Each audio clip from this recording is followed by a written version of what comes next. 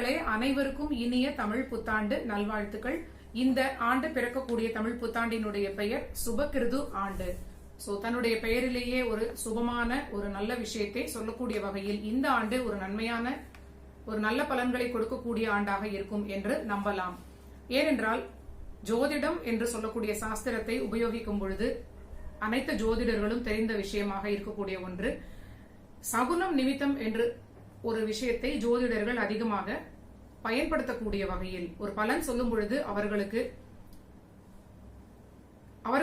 காதில் கேட்கக்கூடிய ஒலிகளாக சகுனமாக கிடைக்கக்கூடிய விஷயங்களை வைத்து கூட பலன்களை எடுக்கக்கூடிய ஒரு உதவி பிரபஞ்சத்திடமிருந்து அவர்களுக்கு கிடைக்கும். இந்த காஸ்மிக் கனெக்ஷன் மூலியமாக ஏதோ ஒரு அசரீரி போன்ற விஷயங்கள் ரொம்ப அற்புதமாக அவர்களுக்கு கிடைக்கக்கூடிய வகையில் இந்த ஒரு பெயர் மூலியமாக கிடைக்கக்கூடிய நன்மையான விஷயங்களும் கண்டிப்பாக அந்த ஆண்டிற்கு ஒரு நல்ல பலனை கொடுக்கும். அப்படிங்கிற வகையில் இந்த ஆண்டு ரொம்ப நல்ல பலன்களை கொடுக்க காத்து கொண்டிருக்கிறது கிரகங்கள் அப்படின்னே சொல்லலாம். இந்த ஆண்டு பிறக்கக்கூடிய அந்த நாளில் எல்லோருக்குமே தெரிந்த ஒரு விஷயம், ராஜகிரகம் என்று சொல்லக்கூடிய சூரியன் கிரகம் காலச்சக்கரத்தின் முதல் வீடாகிய மேஷ ராசிக்குள் நுழையக்கூடிய அந்த நாள். எப்பொழுதுமே நம்ம எல்லோருமே புத்தாண்டு என்று சொல்லக்கூடியது ஆங்கில புத்தாண்டை தொடர்ந்து நம்ம செலிப்ரேட் பண்ணக்கூடிய அந்த வகையில் உண்மையான புத்தாண்டு என்று நம்ம சயின்டிபிக்காக கூட கொண்டாடக்கூடியது தமிழ் புத்தாண்டு மட்டுமே. ஏனென்றால் ஜோதிட சாஸ்திர வகையில் பார்க்கும் பொழுது அதற்கு ரொம்ப க்ளோஸான ஒரு எவிடன்ஸ் இருக்கிறது.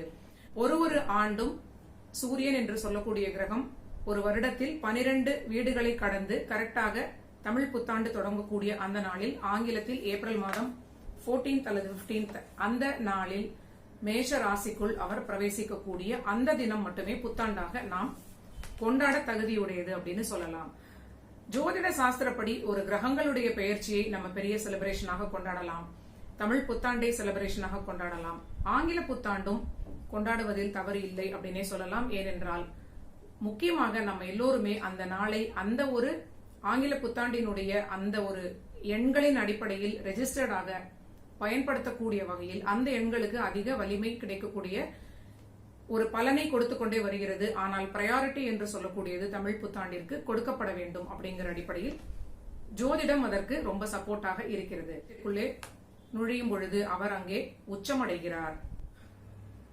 மற்ற கிரகங்கள் எல்லாம் எந்தெந்த வீடுகளில் இருக்கிறது அப்படின்னு பார்த்தால், சனி கிரகம் என்று சொல்லக்கூடிய வருட கிரகம் இந்த ஆண்டு அதிகமான பெயர்ச்சிகளை சந்திக்கக்கூடிய நிலையாக இருக்கிறது. முதலில் புத்தாண்டு நடந்த 2 வாரங்களிலேயே ஏப்ரல் மாதம் 29ஆம் தேதி மகர ராசியில் இருந்து கும்ப ராசிக்குள்ளே அவர் மாறப்போகிறார். அதன் பிறகு மீண்டும் ஒரு 73 நாள்களில் மகரத்திற்குள்ளே மீண்டும் அவர் ரிவர்ஸில் வக்ரகதி அடைந்து வரப்போகிறார்.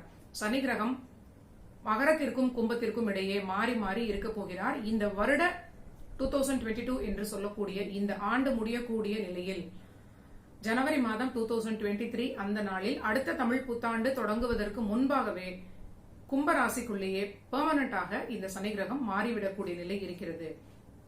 அடுத்த வருட கிரகமாக இருக்கக்கூடிய குரு கிரகம் இந்த ஆண்டு முழுவதுமாகவே மீன ராசியில் தன்னுடைய சொந்த வீட்டில் ஆட்சி நிலையில் இருக்க போகிறார். ராகு கிரகம் என்று சொல்லக்கூடிய நிழல் கிரகத்தில் ரொம்ப தலை என்று சொல்லக்கூடிய அந்த கிரகம் மேஷ ராசி என்று சொல்லக்கூடிய ஜோடியாக்கின் முதல் வீட்டில் இருக்கிறார். கேது கிரகம் ஜோடியாக்கின் 7ஆம் வீடு என்று சொல்லக்கூடிய துலாம் ராசியில் இருக்கிறார். இந்த அமைப்பிற்கு உடைய பொது பலன்கள் அனைவருக்கும் ஓரளவிற்கு ஒரு 40 முதல் 50% பொருந்தக்கூடிய பலன்களாக என்னென்ன காரக விஷயங்களை சொல்கிறது அப்படின்னு பார்க்கும் பொழுது எல்லோருக்குமே இந்த ஆண்டு தொழில் ரீதியிலாக ஓரளவிற்கு நல்ல ஒரு நிம்மதியான வருமானம் கிடைக்கும். அதிகமான வருமானமா, அவர்களுக்கு திருப்தியான வருமானமா என்று சொல்ல முடியாவிட்டாலும் காரகா என்று சொல்லக்கூடிய வகையில் சனி கிரகம் மகர கும்ப ராசிகளில் மாறி மாறி பிரவேசித்தாலும் லாபஸ்தானமாகிய கும்பத்தில் இருக்கும் பொழுது ஒரு நல்ல நிலை என்றே சொல்லலாம். மீண்டும் வக்ரகதி அடைந்து மகரத்திற்கு வரும் பொழுதும் அது ஆட்சி வீடாக இருக்கக்கூடிய நிலையில் அது அவரவர்களுக்கு இருக்கக்கூடிய எந்த பாவ ரீதியில் பலன்களை மாற்றி கொடுத்தாலும் காரக வகையில் சனி கிரகம் தன்னுடைய ஒரு நிலையான உறுதிப்பாட்டில் இருக்கிறார். உழைப்பிற்கு தகுந்த வருமானம் எல்லோருக்கும் ஏதோ ஒரு நல்ல வகையில் கிடைத்துக் கொண்டே இருக்கக்கூடிய நல்ல பலனாகவே காட்டுகிறது. அடுத்ததான குரு கிரகம் என்று சொல்லக்கூடிய சுபகிரகத்திற்கு வருவோம். சுபகிரகமான குரு 12ல் இருக்கிறார். அனைவருக்குமே இந்த ஆண்டு விரயங்கள், சுப விரயங்கள் செய்து கொள்ள வாய்ப்புகள் அதிகம் இருக்கிறது. சுப விரயங்கள் செய்யக்கூடிய ஒரு நிலை இருந்தால் கண்டிப்பாக அதை நல்ல விதமாக நீங்க பயன்படுத்திக் கொள்ளலாம். விரய செலவுகளை தவிர்ப்பதற்கு சுப விரயங்கள் செய்து கொள்வது கூட ஒரு நல்ல ஒரு பரிகாரமாக நீங்கள் அதை மாற்றிக்கொள்ளலாம். ராகு கிரகம், கேது கிரகம் இந்த இரண்டும் ஷேடோ பிளானட்ஸ் என்று சொல்லக்கூடிய நிழல் கிரகங்கள். காலச்சக்கரத்தின் முதல் வீடாகிய மேஷத்திலேயே ராகு நிற்கிறார். மக்கள் எல்லோருக்குமே ஒரு கான்பிடன்ஸ் என்று சொல்லக்கூடிய தன்னம்பிக்கை, தைரியம், ஒரு உற்சாகம் இதெல்லாம் ஏற்படக்கூடிய நல்ல நிலை அப்படின்னு சொல்லலாம். ஏனென்றால் கொஞ்சம் அதிகமான கான்பிடன்ஸையும் ஓவர் கான்பிடன்ஸையும் கொடுக்கக்கூடிய அந்த ராகு மேஷ ராசி ஆகிய முதல் வீட்டில் வரும் பொழுது எல்லோருக்குமே ஒரு மினிமல் பர்சன்டேஜான கான்பிடன்ஸ் லெவல் கிடைக்கக்கூடிய ஒரு நல்ல பலனாக இதை எடுத்துக்கொள்ளலாம். ஆனால் கேது இருக்கக்கூடிய வீடு கண்டிப்பான தொல்லையை கொடுக்க காத்துக் கொண்டிருக்கிறது அப்படிங்கறதையும் நம்ம கண்டிப்பாக தெரிவிக்க வேண்டும். 7ஆம் வீடு என்று சொல்லக்கூடிய காலச்சக்கரத்தின் 7ஆம் வீடு துலாம் ராசி, பெண் ராசி ஆகிய சுக்கிரனுடைய வீடு. இந்த வீடு வாழ்க்கையில் ரிலேஷன்ஷிப்பை குறிக்கக்கூடிய 7ஆம் வீடு. கணவன் மனைவியாக இருக்கக்கூடிய நிறைய ஜாதகர்கள் இந்த ஆண்டு பிரச்சனைகளை சந்திக்கக்கூடிய காலகட்டம். சோ நம்முடைய கையில் என்ன இருக்கோ அதை நம்ம கவனமாக கையாள வேண்டும். சர்டன் லிமிட்ஸுக்கு மேல எந்த விஷயமும் நம்மளால் கண்ட்ரோல் பண்ண முடியாது. சோ அந்த வகையில் நம்ம எல்லோருமே சற்று குடும்ப வாழ்க்கையில் பொறுமையாக விட்டு கொடுத்து செல்ல வேண்டும். சோ இந்த அமைப்பு தான் ஆன் த ஹோல் பிளானட்ஸோட பொசிஷன் எல்லோருக்கும் பலன் கொடுக்கக்கூடிய வகையில் ஒரு அமைப்பில் இருக்கிறது. இப்பொழுது ரிஷப ராசிக்காரர்களுக்குடைய புத்தாண்டு பலன்கள் பார்க்கலாம். ரிஷப ராசிக்குடைய அதிபதியாகிய சுக்கிரன் கிரகம், அதாவது ரிஷப ராசியில் இருந்து 10 என்று சொல்லக்கூடிய கும்ப ராசியில் செவ்வாய் கிரகத்துடன் இணைந்திருக்கிறார். பொதுவாகவே ஒரு ராசி அப்படின்னு சொல்லக்கூடிய வீட்டிற்குடைய அதிபதியோ இல்ல லக்னாதிபதியோ கேந்திர வீடுகளில் இருப்பதோ திரிகோண வீடுகளில் இருப்பதும் ரொம்ப பெரிய பலமான அமைப்பு அப்படின்னு சொல்லலாம். அந்த வகையில் கேந்திர வீடாகிய அதீதமான பலமுடைய 10ஆம் வீட்டில் சுக்கிரன் அமர்வது, அதுவும் சனி கிரகத்தினுடைய வீடாகிய கும்பமாக வரக்கூடிய அமைப்பு ரொம்ப ரொம்ப நல்ல ஒரு பலன் இந்த ஆண்டு தொடக்கமாக வரக்கூடிய இந்த நாளிலேயே. வீடு கொடுத்த சனி கிரகம் மகரத்தில் மறைந்திருக்கிறார். இதனுடைய பொருள் என்ன அப்படின்னா, உங்களுக்கு எல்லாமே ரொம்ப நல்ல ஒரு ரிசல்ட்டை கொடுத்தாலும் சற்று தாமதத்தை கொடுத்து உங்களுக்கு நல்ல பலனை கொடுக்கும் அப்படின்னு சொல்லலாம். In addition to this thing, குரு கிரகத்தினுடைய மீனத்தில் இருக்கக்கூடிய அந்த நிலை ரிஷபத்திற்கு ரொம்ப ஒரு எக்ஸ்ட்ரீமான ஒரு நல்ல பலனை கொடுக்க இருக்கிறது. அது என்னன்னு பார்க்க போனால், ரிஷபத்தினுடைய அதிபதியாகிய சுக்கிரன் இருக்கார் இல்லையா, அவர் உச்சமடையக்கூடியது மீனராசி. சோ மீனம் என்று சொல்லக்கூடிய வீடு ஒரு விதத்தில் ரிஷப ராசிக்காரர்களுக்கும் துலாம் ராசிக்காரர்களுக்கும் ஒரு ஸ்பெஷலான ஒரு வீடு அப்படின்னு வச்சுக்கலாம். எந்தெந்த லார்டு உச்சமடையக்கூடிய வீடு, அது சம்பந்தப்பட்ட ராசிக்காரர்களுக்கு அது எப்பொழுதுமே ஒரு தனித்தன்மை வாய்ந்த ஒரு நல்ல ரிலேஷன்ஷிப்பை கொடுக்கக்கூடிய வீடு. அந்த வகையில் சுக்கிரன் என்று சொல்லக்கூடிய ரிஷபத்தினுடைய அதிபதி உச்சமாக கூடிய மீனத்தில் அந்த வீட்டிற்குடையவராக இருக்கக்கூடிய குரு கிரகம் ஆட்சி பெற போகிறார்.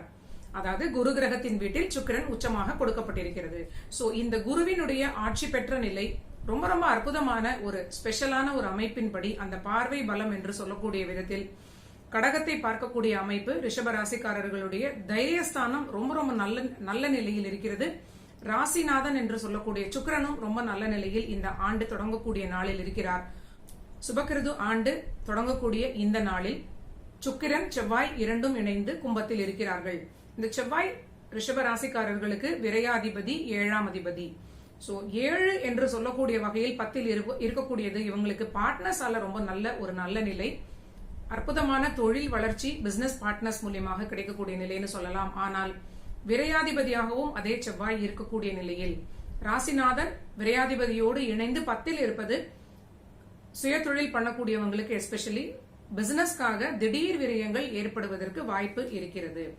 சோ 8 இருக்கக்கூடிய 8ஆம் அதிபதி என்று சொல்லக்கூடிய குரு கிரகம் இவர்களுக்கு மீனத்தில் ஆட்சி பெறுவது, லாபம் என்று சொல்லக்கூடிய வகையில் சுய தொழில எல்லாமே நல்ல விதமாக நடந்தாலும் திடீர் என்று பிசினஸ்க்காக ஒரு விரயம் ஏற்படுவதற்கு வாய்ப்பு இருக்கிறது.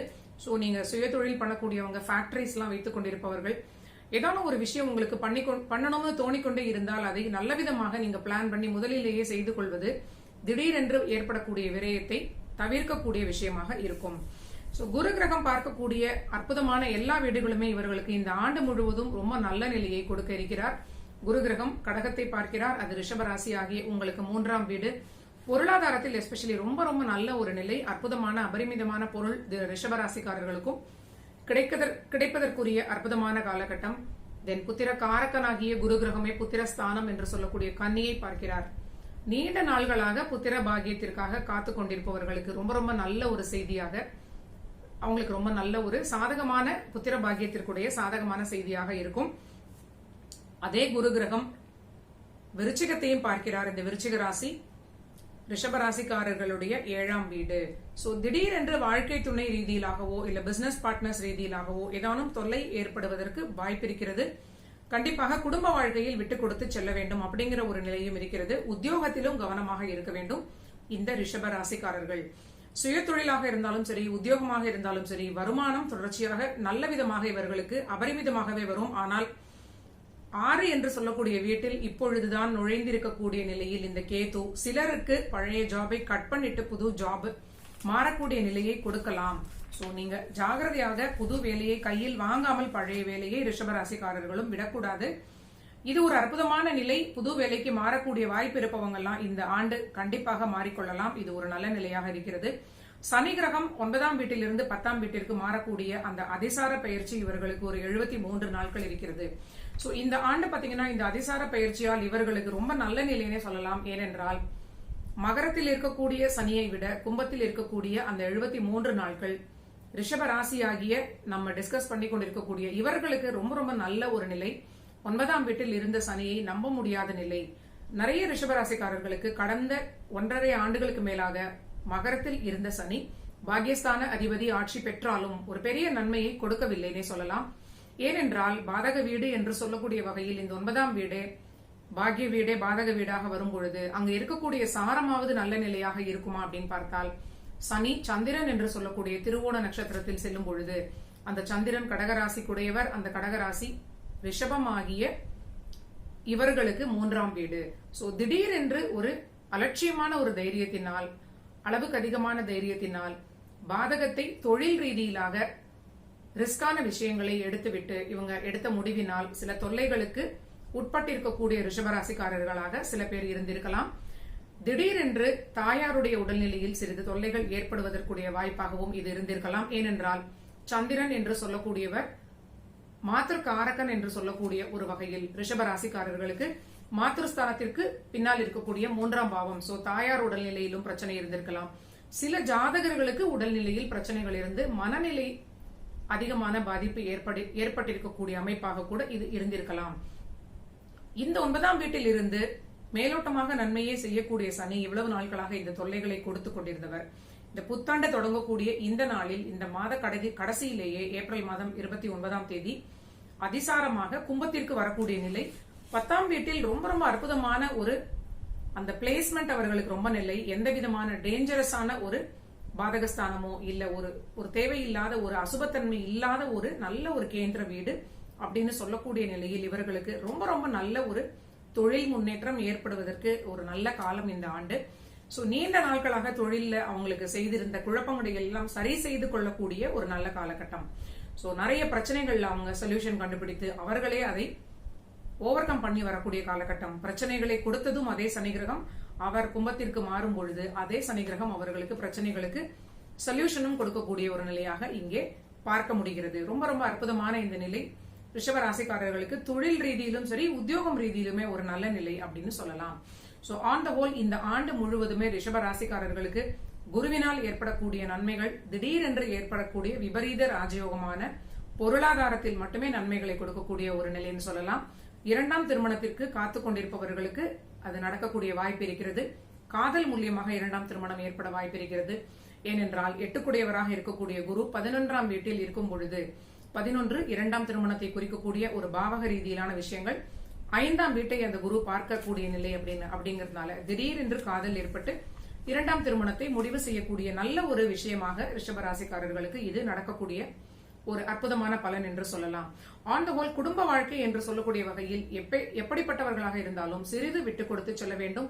ஏனென்றால் சொல்யூஷன் எல்லாம் கிடைக்கக்கூடிய நிலையாக இருந்தாலும் சனி கிரகம் 9, 10 2 வீடுகளிலும் மாறி மாறி சஞ்சாரம் செய்யக்கூடிய இந்த நிலை சிறிது இவங்க குடும்பத்திற்காக ஒதுக்கக்கூடிய ஃபேமிலி டைம் குறைவாக இருக்கக்கூடிய ஒரு நிலையை காட்டுகிறது. ஜாப் இது நிறைய பேருக்கு திடீரென்று வேலை மாறக்கூடிய ஒரு அவசர நிலையாகவும் இது இருக்கக்கூடிய வாய்ப்பு இருக்கிறது. சோ இதிலெல்லாம் கான்சென்ட்ரேட் பண்ணக்கூடிய நிலையில் குடும்பத்திற்காக ஃபேமிலி டைம் குறையக்கூடிய வாய்ப்பு இருக்கிறது. சோ குடும்ப வாழ்க்கையையும் கவனமாக பார்த்துக் கொள்ள வேண்டும். ஏனென்றால் சனி கிரகம் மகரத்தில் இருக்கும் பொழுதும் பாத்தீங்கன்னா உங்களுடைய 3ஆம் வீடு என்று சொல்லக்கூடிய வீட்டிற்கு பார்வை செய்கிறார். கும்பத்திற்கு மாறும் பொழுதும் உங்களுடைய சுகஸ்தானத்தை பார்வை செய்கிறார். சோ நீங்க பிஸியாகவே இருக்கக்கூடிய காலகட்டம் அப்படிங்கிற நிலையில் வாழ்க்கை துணையையும் சிறிது சமாதானமாக நீங்கள் பார்த்துக் கொள்ள வேண்டும். சோ அதர்வைஸ் இது ரொம்ப அற்புதமான பொருளாதார ரீதியில் நீங்க உழைக்கிறதுக்கு ரெடியாக இருந்தீங்கன்னா உங்களுடைய உழைப்பிற்கு ஏற்ற அற்புதமான தனவரவையும் பொருளையும் உங்களுக்கு கொடுக்கக்கூடிய அற்புதமான ஆண்டு இந்த சுபகிருது ஆண்டு. அனைவருக்கும் இனிய சுபகிருது புத்தாண்டு நல்வாழ்த்துக்கள். மீண்டும் அடுத்த வீடியோவில் உங்களை எல்லாம் சந்திக்கிறேன்.